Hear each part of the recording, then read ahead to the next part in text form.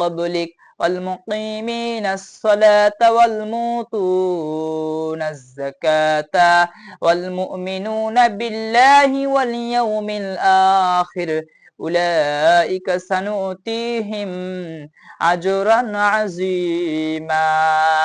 আল্লাহ সুবহানাহু ওয়া তাআলা বলতেছেন, কিন্তু তাদের মধ্যে যারা জ্ঞানী এবং বিশ্বাসী, যারা জ্ঞানী এবং বিশ্বাসী, আপনার প্রতি যা নাজিল করা হয়েছে এবং আপনার পূর্বে যা নাজিল করা হয়েছে তার প্রতি তারা ঈমান আনয়ন করে, সালাত কায়েম করে, যাকাত প্রদান করে, তারা সালাত আদায়কারী, যাকাত প্রদান করে এবং আল্লাহ আখিরাতে বিশ্বাসী, আল্লাহ বলতেছেন তাদেরকে আমি প্রচুর প্রতিদান দান করব, তাদেরকে আমি মহা পুরস্কার দান করব। বলেন সুবহানাল্লাহি ওয়া বিহামদিহি। তাহলে এখানে যদি আমরা তিনটি কাজ করতে পারি, প্রথমত ঈমান, আল্লাহর প্রতি, আখিরাতের প্রতি, কিতাবের প্রতি, ফেরেশতাদের প্রতি আমাদের কি করতে হবে? রাসূলদের প্রতি ঈমান আনয়ন করতে হবে। ঈমান, আমরা যদি সালাত কায়েম করি, যাকাত প্রদান করি, আল্লাহ সুবহানাহু ওয়া তাআলা বলতেছেন উলাইকা, তাদের জন্য, উহাদের জন্য, সানুতিহিম আজরুন আযীমা, মহা পুরস্কার, মহা প্রতিদান, প্রচুর প্রতিদান আমি তাদেরকে দান করব। বলেন সুবহানাল্লাহি ওয়া বিহামদিহি। তা আমরা কি চাই না আল্লাহর নিকট আমরা পুরস্কার চাই? আমরা কি চাই না রবের নিকট আমরা প্রতিদান চাই?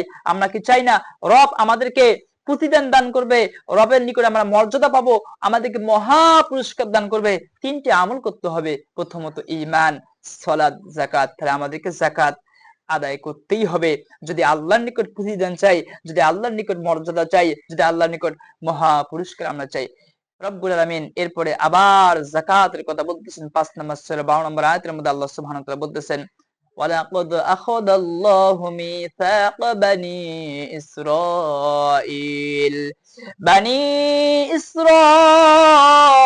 ইসরাঈল ওয়া বা'আথনা মিনহুম 12 নাকীবা ওয়া ক্বালা আল্লাহু ইন্নী মা'আকুম লাইন আকামতুমুস সালাতা ওয়া আতাইতুমুজ যাকাতা ওয়া আমানতুম বিরুসুলি ওয়া আযযারতুমুহুম ওয়া আকরাদতুমুল্লাহা করদান হাসানান লাউকাফিরান্না আনকুম সাইয়্যাতিকুম ওয়া লাউদখিলান্নাকুম জান্নাতিন তাজরি মিন তাহতিহাল আনহার ফামান কাফারা বা'দা যালিকা মিনকুম ফাকাদ দাল্লা সাওয়া'আস সাবিল। সুবহানাল্লাহ।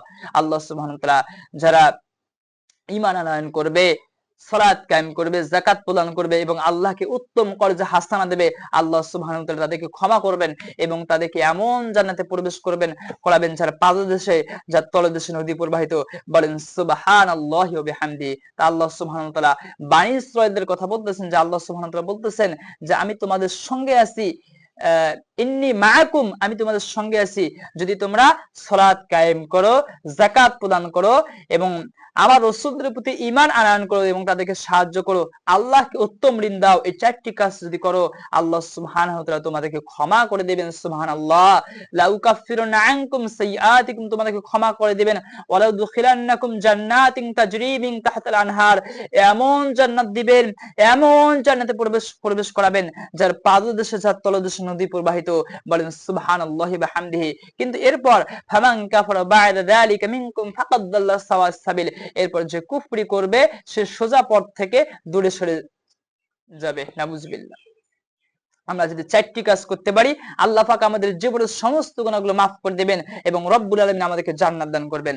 আমরা মুসলিম হয়ে, মুসলিম পরিবারে জন্ম, মুসলিম সমাজে বসবাস, আমরা প্রত্যেকটি মুসলিম চাই যে আমরা জান্নাত যাব এবং আমরা আশা করি যে আমরা বিশ্ব নবীর উম্মত, আমরা আখির নবীর উম্মত, শ্রেষ্ঠ নবীর উম্মত, আমরা একদিন না একদিন আমরা জান্নাত যাব। তো যদি আমরা জান্নাত পেতে চাই, আল্লাহ সুবহানাহু ওয়া তাআলা জান্নাত পাওয়ার জন্য আমল বলে দিলেন যে আল্লাহ সুবহানাহু ওয়া তাআলা তোমাদেরকে ক্ষমা করবেন এবং তোমাদেরকে জান্নাত দান করবেন। চারটি আমল, প্রথমত আমাদের ঈমান আনয়ন করতে হবে, দ্বিতীয়ত সালাত কায়েম করতে হবে, যাকাত প্রদান করতে হবে এবং কি করতে হবে?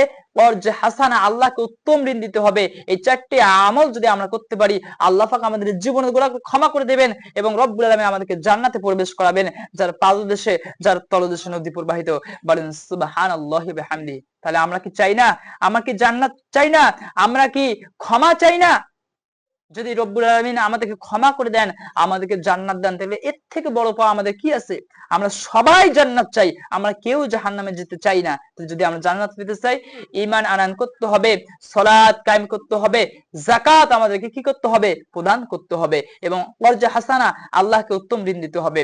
এরপরে যদি আমরা আল্লাহর বন্ধু হতে চাই, আমরা আল্লাহ রসুলের বন্ধু হতে চাই, আমরা সবাই, আমরা কি চাই না যে আমরা আল্লাহর বন্ধু হব? আল্লাহ রসুলের বন্ধু হলো মুমিনগণ। আর মুমিনগণ কারা? যারা সালাত কায়েম করে, যারা যাকাত প্রদান করে। তাহলে আমি বুঝাইতে পারলাম, আল্লাহ রসুলের বন্ধু হলো মুমিনগণ। মুমিন কারা?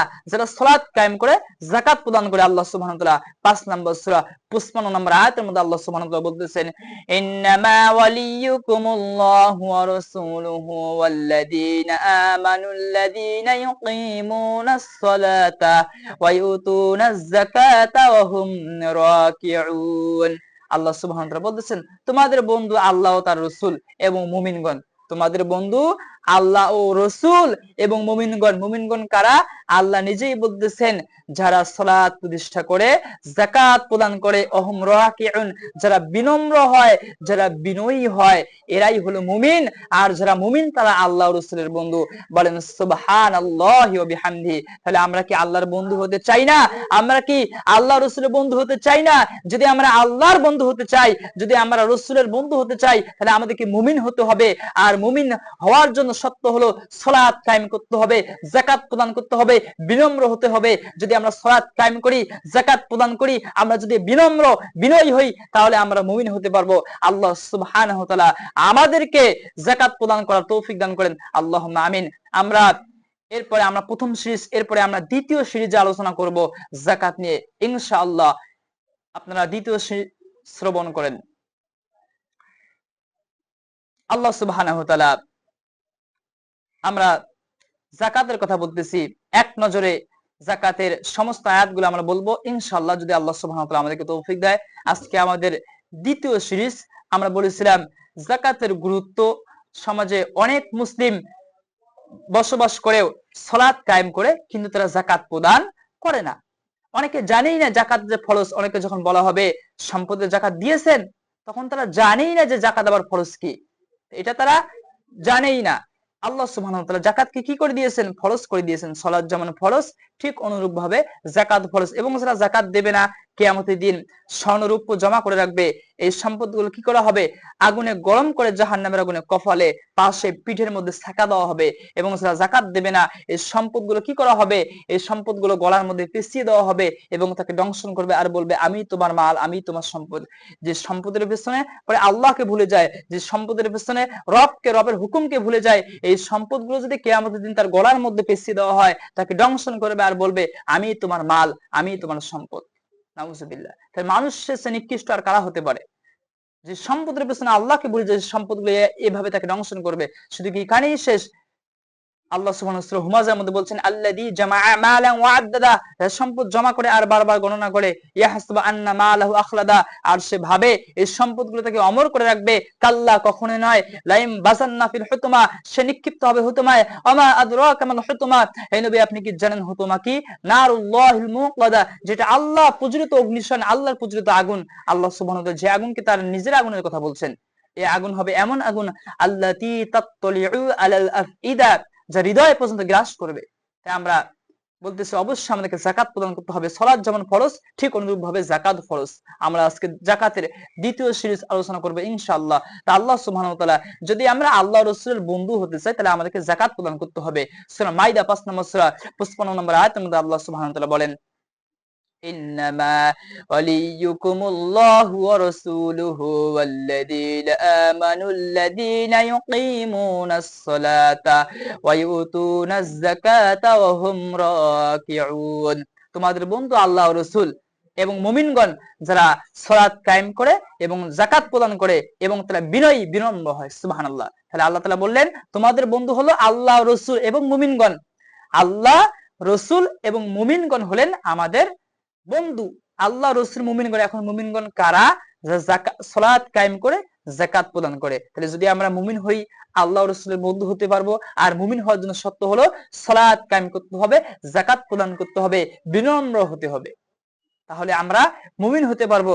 আর যদি আমরা মুমিন হই, আল্লাহ রসুলের বন্ধু হবো। তা আমরা কি চাই না যে আমরা মুমিন হই, আল্লাহ রসুলের বন্ধু হই? যদি আমরা আল্লাহ রসুলের বন্ধু হই, অবশ্যই সালাত কায়েম করতে হবে, যাকাত প্রদান করতে হবে। এরপর আল্লাহ সুবহানাহু ওয়া তাআলা আবার যাকাতের কথা বলতেছেন 7 নম্বর সূরা 156 নম্বর আয়াতের মধ্যে। আল্লাহ সুবহানাহু ওয়া তাআলা কাদের প্রতি রহমত করবেন, কাদের প্রতি দয়া করবেন, অনুগ্রহ করবেন, যারা যাকাত প্রদান করে তাদের প্রতি আল্লাহ রহমত করবেন, অনুগ্রহ করবেন, দয়া করবেন। আল্লাহ সুবহানাহু ওয়া তাআলা বলতেছেন, আকতুব লানা ফি হাদিহি দুনিয়া হাসানাতাও ওয়া ফিল আখিরাতি ইন্না হুদনা ইলাইক ক্বালা আযাবি ইউসিবু বিহি মান আশা ওয়া রাহমাতি ওয়াসিআত কুল্লা শাই فسأكتبها للذين يتقون ويؤتون الزكاة والذين هم بآياتنا يؤمنون। আল্লাহ সুবহানাহু ওয়া তাআলা এখানে বলতেছেন, অতএব আমাদের জন্য এই দুনিয়ার ও কল্যাণের, দুনিয়া ও আখিরাতের কল্যাণ দাও, আর আমরা তো আপনার দিকেই ফিরে যাব।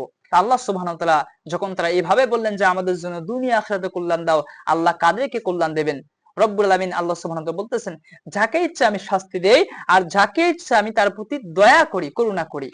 সুতরাং আমি তাদের জন্য কল্যাণ নির্ধারিত করব যারা পাপাচার কাজ থেকে দূরে থাকে, যারা সালাত যাকাত প্রদান করে এবং আমার নির্দেশন সমূহের প্রতি ঈমান আনে। তাহলে আল্লাহ সুবহানাহু ওয়া তাআলা কাদের প্রতি রহমত করবেন, কাদের প্রতি দয়া করবেন? রব্বুল আলামিন যাদের প্রতি ইচ্ছা করুণা করেন এবং যাদের প্রতি ইচ্ছা শাস্তি দান করেন। আল্লাহ তাআলা কাদের প্রতি দয়া করবেন, কাদের প্রতি রহমত করবেন? যারা কি করে? পাপ কাজ থেকে, গুনাহ কাজ থেকে বিরত থাকে, যাকাত প্রদান করে, ঈমান আনয়ন করে। তাহলে আমাদেরকে দুইটি কাজ করতে হবে, একটি কাজ বাদ দিতে হবে। প্রথমত গুনাহ ছাড়তে হবে। যদি আল্লাহর আমরা রহমত চাই, আল্লাহ সুবহানাহু ওয়া তাআলা আমরা দয়া চাই, আল্লাহ সুবহানাহু ওয়া তাআলা যদি আমরা ক্ষমা চাই, প্রথমত পাপ কাজ বাদ দিতে হবে। আর দুইটি কাজ আমাদেরকে করতে হবে, যাকাত প্রদান করতে হবে, ঈমান আনয়ন করতে হবে।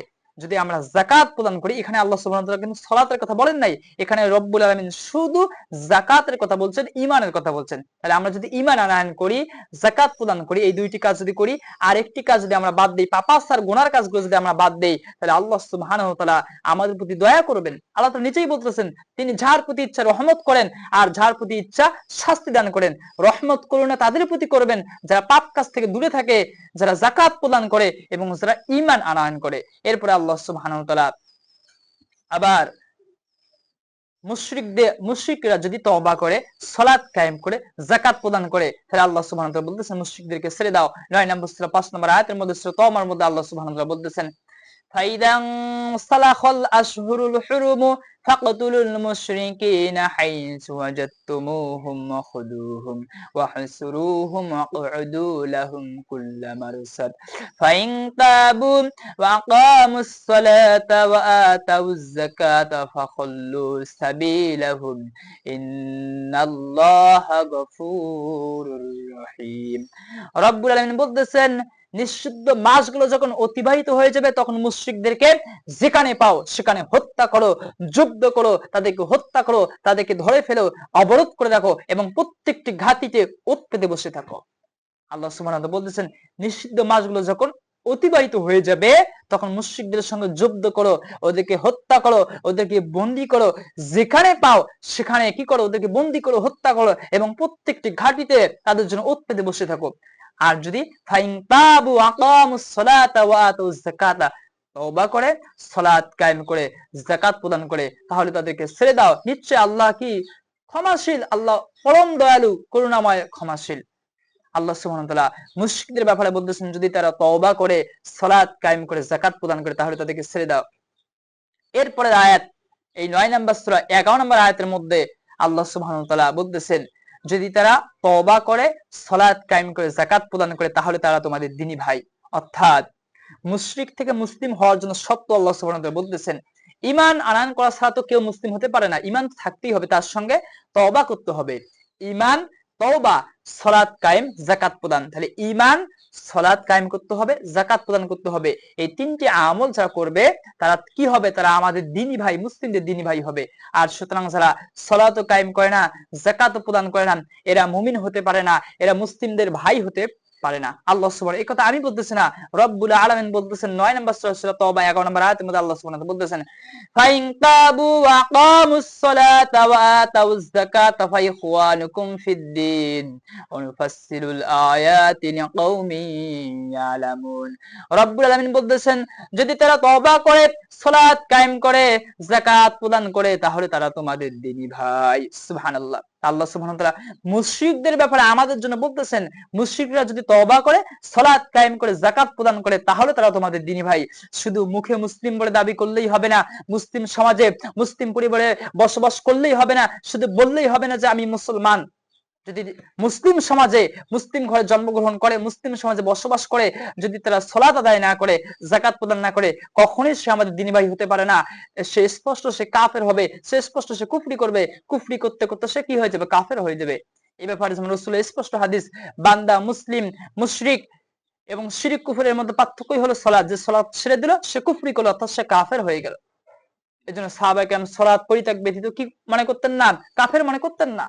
সালাত পরিত্যাগ করিকে সাহাবায়ে কেরাম কুফরি বলে গণ্য করতেন, যেখানে স্পষ্ট আছে যে সালাত ছেড়ে দিলে সে কুফরি করলো। আল্লাহ সুবহানাহু নিজেই বলতেছেন মুশরিকদের ব্যাপারে, যদি তারা তওবা করে, সালাত কায়েম করে, যাকাত প্রদান করে, তাহলে তারা তোমাদের দিনী ভাই। এই আয়াত দিয়ে আমাদেরকে বুঝতে হবে, আমরা মুসলিম সমাজে বসবাস, মুসলিম ঘরে আমাদের জন্ম হয়েও যদি আমরা সালাত কায়েম না করি, এই যাকাত যদি আমরা প্রদান না করি, তাহলে আমরা মুসলিম হতে পারবো না, আমরা মুসলিমদের মুমিনের দিনী ভাই হতে পারবো না। এই আয়াত স্পষ্ট প্রমাণ। অতএব অবশ্যই সালাত কায়েম করতে হবে, যাকাত প্রদান করতে হবে, যদি আমরা মুসলিমদের কি হতে চাই, ভাই হতে চাই। এরপরে মসজিদ রক্ষণাবেক্ষণ কারা করবে? আজকে মসজিদের কমিটি নিয়ে কি হয়, মারামারি হয়, কে সভাপতি হবে, কে সেক্রেটারি হবে। তা আল্লাহ সুবহানাহু ওয়া তাআলা মসজিদের কমিটির গুণাগুণ, বৈশিষ্ট্যগুলো রব্বুল আলামিন বলতেছেন 9 নম্বর সূরা 18 নম্বর আয়াতের মধ্যে। মসজিদের কমিটি কারা হবে, মসজিদের মুতাওয়াল্লি সভাপতি কারা হবে, তাদের গুণাগুণ কি, তাদের বৈশিষ্ট্যগুলো আল্লাহ সুবহানাহু ওয়া তাআলা বলতেছেন, ইন্নামা ইয়া'মুরু মাসাজিদাল্লাহি মান আমানা বিল্লাহি ওয়াল ইয়াউমিল আখিরি ওয়া আকামাস সালাতা ওয়া আতাজ যাকাতা ওয়া লাম ইয়াখশা ইল্লাল্লাহ ফাসা উলাইকা আইয়াকুনু মিনাল মুহতাদিন। আল্লাহ সুবহানাহু ওয়া তাআলা বলেন, তারাই মসজিদের রক্ষণাবেক্ষণ করবেন, তারাই মসজিদের সংরক্ষণ করবে যারা আল্লাহর প্রতি, আখিরাতের প্রতি ঈমান আনয়ন করেন, সালাত কায়েম করেন, যাকাত প্রদান করেন, ওয়ালাম ইয়াখশা ইল্লাল্লাহ, আল্লাহ ছাড়া আর তারা কাউকে ভয় করে না। এই কাজগুলো যারা করবে, উলাইকা আশা করা যায় তাহারাই হিদায়াত প্রাপ্ত, তারাই সঠিক পথ প্রাপ্ত। বলেন সুবহানাল্লাহি ওয়া বিহামদিহি। অর্থাৎ যদি আমরা মসজিদের দায়িত্ব নিতে চাই, মসজিদের রক্ষণাবেক্ষণ আমরা করতে চাই, মসজিদের সংরক্ষণ যদি করতে চাই, তাহলে এই কাজগুলো করতে হবে। যারা এই কাজগুলো করবে তারাই হেদায়েত প্রাপ্ত আছে। তাহলে যদি আমরা হেদায়েত প্রাপ্ত, যদি আমরা হেদায়েত পেতে চাই, আমাদেরকে 4টি কাজ করতে হবে। প্রথমত ঈমান আনয়ন করতে হবে, দ্বিতীয়ত সালাত কায়েম করতে হবে, তৃতীয়ত যাকাত প্রদান করতে হবে, চতুর্থ আল্লাহ ছাড়া কাউকে ভয় করা যাবে না, একমাত্র শুধু রব্বুল আলামিনকে ভয় করতে হবে। এই 4টি কাজ যারা করবে, আল্লাহ সুবহানাহু ওয়া তাআলা বলতেছেন, উলাইকা ইয়াকুনু মিনাল মুহতাদিন, আশা করা যায় উহারাই, তারা হিদায়াত প্রাপ্ত, তারাই সঠিক পথ প্রাপ্ত। বলেন সুবহানাল্লাহি ওয়া বিহামদিহি। আল্লাহ সুবহানাহু ওয়া তাআলা যাদেরকে সঠিক পথ প্রাপ্ত বলছেন, যাদেরকে হিদায়াত প্রাপ্ত বলছেন, আল্লাহ সুবহানাহু ওয়া তাআলা মসজিদের কমিটির বৈশিষ্ট্য গুণাগুণ বলছেন। 4টি কাজ, প্রথমত সালাত কায়েম করতে হবে, প্রথমত ঈমান আনয়ন করতে হবে, সালাত কায়েম করতে হবে, যাকাত প্রদান করতে হবে, এবং আল্লাহ ছাড়া কাউকে ভয় করা যাবে না। এই 4টি কাজ যদি আমরা করি, তাহলে আমরা কি হতে পারবো, আমরা মসজিদের দায়িত্বশীল হতে পারবো, এবং আমরা রবের হিদায়াত প্রাপ্ত হতে পারবো। সুবহানাল্লাহি ওয়া বিহামদিহি। এরপর আল্লাহ সুবহানাহু ওয়া তাআলা মুমিন নারী পুরুষের গুণাগুণ কি, মুমিন নারী পুরুষের বৈশিষ্ট্য কি, আল্লাহ সুবহানাহু ওয়া তাআলা সূরা তাওবা 9 নম্বর সূরা 71 নম্বর আয়াতের মধ্যে আল্লাহ সুবহানাহু ওয়া তাআলা বলতেছেন, والمؤمنون والمؤمنات بعضهم أولياء بعض يأمرون بالمعروف وينهون عن المنكر ويقيمون الصلاة ويؤتون الزكاة ويطيعون الله ورسوله أولئك سيرحمهم الله إن الله عزيز حكيم। রব্বুল আলামিন বলতেছেন, মুমিন পুরুষ মুমিন নারীরা একে অপরের বন্ধু, তারা সৎ কাজে আদেশ করে, অসৎ কাজে নিষেধ করে, আর সালাত কায়েম করে, সালাতের পাবন্দি করে, এবং যাকাত প্রদান করে, আল্লাহ রাসূলের আদেশ নিষেধ আদেশগুলো তারা মেনে চলে। যারা এই কাজগুলো করবে আল্লাহ বলতেছেন উলাইকা সারহামুহুমুল্লাহ, আল্লাহ সুবহানাহু ওয়া তাআলা এই সব লোকেদের প্রতি, উহাদের প্রতি, তাহাদের প্রতি আল্লাহ পাক করুণা করবেন, রহমত করবেন। সুবহানাল্লাহ। আল্লাহ সুবহানাহু ওয়া তাআলা মুমিন নারী পুরুষের বৈশিষ্ট্য, গুণাবলী বর্ণনা করতেছেন। যদি আমরা মুমিন হতে চাই, যদি আমরা মুমিন হতে চাই এবং আল্লাহর করুণা পেতে চাই, আল্লাহর রহমত, উলাইকা উহাদের প্রতি, তাহাদের প্রতি, আমি বললাম আল্লাহ সুবহানাহু নিজেই বলতেছেন, এটা কোরআন আল্লাহ তাআলা নিজেই তাফসীর করতেছেন।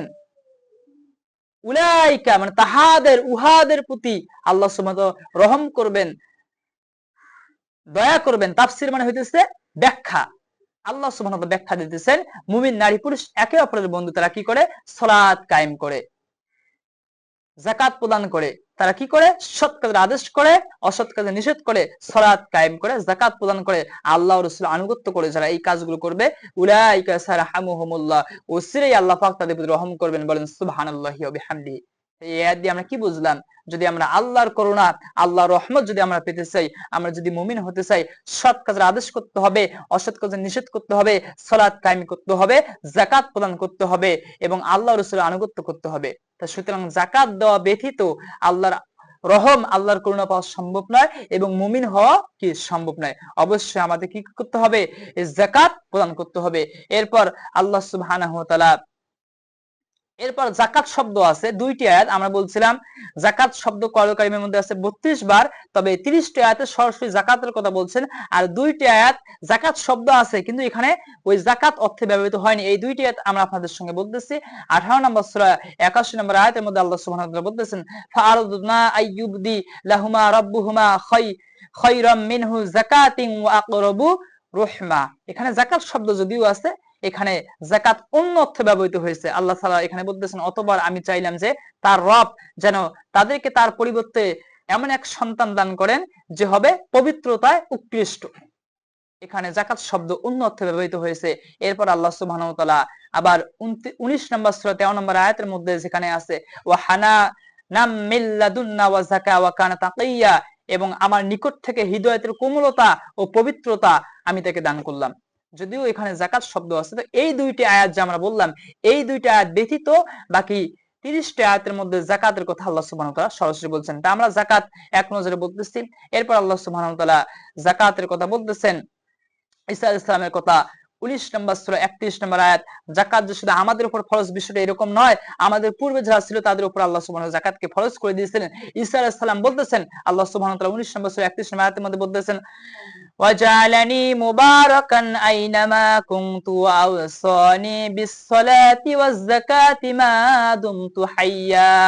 ঈসা আলাইহিস সালাম বলতেছে, যেখানেই আমি থাকি না কেন তিনি আমাকে অনুগ্রহ করেছেন, আমাকে বরকতময় করেছেন। তিনি আমাকে নির্দেশ দিয়েছেন যতদিন আমি জীবিত থাকি সালাত কায়েম করতে, যাকাত প্রদান করতে। সুবহানাল্লাহি ওয়া বিহামদিহি। সালাত ও যাকাতের আদেশ আল্লাহ তাআলা দিয়েছেন। ঈসা আলাইহিস সালাম সালাত ও যাকাত আমরা দেখা যায় যে কিছুদিন সালাত আদায় করি, এরপর আবার ছেড়ে দেই। আবার আমাদের সমাজে দেখা যায়